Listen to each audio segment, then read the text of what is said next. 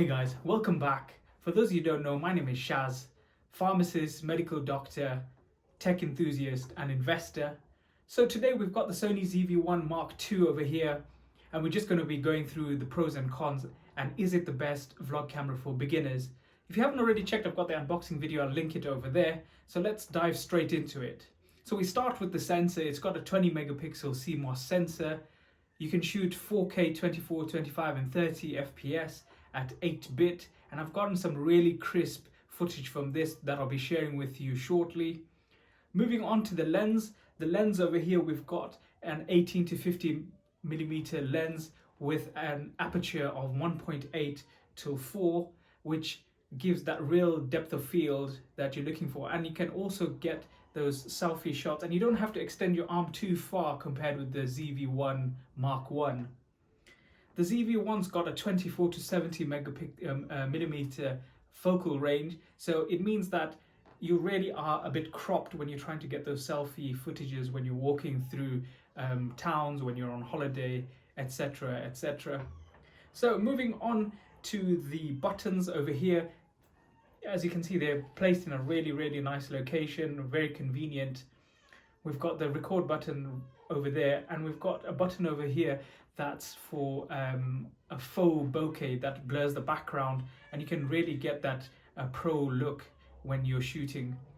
Also, we've got, if you can see over there, I haven't got it on at the moment, but there's a light over here, that's your record light, and having the articulating screen and the record light over there means that you're not knowing that you're shooting. Sometimes you can get those awkward moments where you thought you pressed the record button, but actually it wasn't pressed at all. Now moving on to the battery life, they say it's about 45 minutes, Sony says, of continuous shooting. I think more conservatively, especially if you're shooting 4K, is around 30 minutes. I think Sony really listened to their customers. They've put that 1/4 inch mount, they've moved it away from the battery slot, and which means that you can get access to that when you mount it. You don't have to unscrew everything. It's a bit of a chore.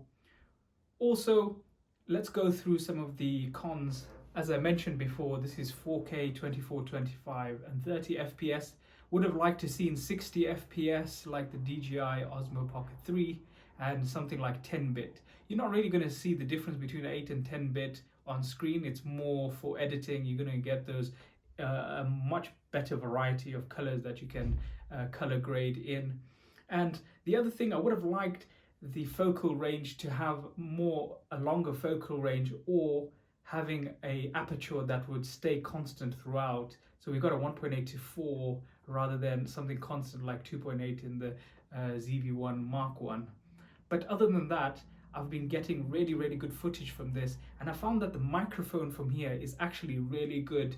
I haven't changed the microphone, I've just been using the onboard one, and it uses AI, so it knows where you are placed, so it'll up channel if you're behind or in front, which I think is a really good touch. So all in all, I think this is one of the best vlog cameras out there if you're a beginner. Like myself, I really wanted a camera which I can fit into my pocket that was quite rugged. I didn't want to be carrying clunky lenses, so something with a non-interchangeable lens fits really well for myself. I can carry this around. It's really discreet, and it's very robust. It's not going to be breaking on you. That was the other reason I didn't get the DJI Osmo. I thought, although it had the 4K 60 FPS and 10-bit ability, I thought that head that was carrying the camera was quite fragile, and I didn't really like kind of holding the camera like that. It just didn't feel right in my hand. And with this, I really like the footage that you get from it, and I like the photos that you also get from it. So do give it a like, comment and subscribe, and tell me what you think about the Sony ZV1 Mark II.